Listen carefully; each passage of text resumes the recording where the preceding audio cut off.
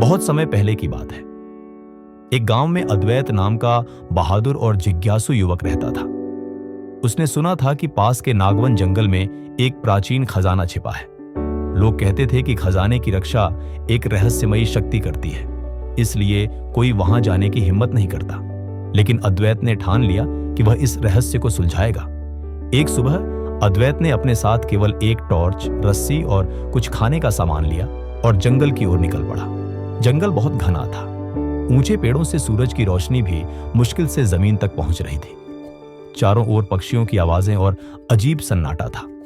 चलते चलते वह एक पुरानी गुफा तक पहुंचा।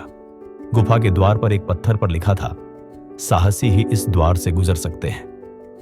जैसे ही अद्वैत गुफा के अंदर गया, वहां अंधेरा और अजीब आवाजें गूंजने लगीं। दीवारों पर चमकते प्रतीक और डरावने साए थे। अद्वैत ने खुद से कहा, यह सब डराने के लिए है, असली खतरा नहीं। उसने टॉर्च जलाकर आगे कदम बढ़ाया। डर गायब हो गया।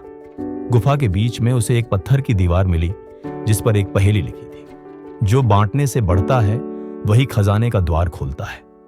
अद्वैत ने कुछ देर सोचा और कहा, ज्ञान। दीवार अपने आप खुल गई। अंदर उसने सोने हीरे के बजाय पुरानी किताबें और शास्त्र देखे। तभी एक रहस्यमयी आवाज गूंजी, अद्वैत, असली खजाना सोना नहीं बल्कि ज्ञान है। जिसने डर को जीता और बुद्धि का प्रयोग किया वही इसका अधिकारी है। अद्वैत ने वह किताबें उठाई। उनमें खेती, विज्ञान और जीवन सुधार के उपाय लिखे थे। अद्वैत गांव लौटा और उन किताबों का ज्ञान सबको सिखाया। नई खेती तकनीकों से गांव समृद्ध हुआ।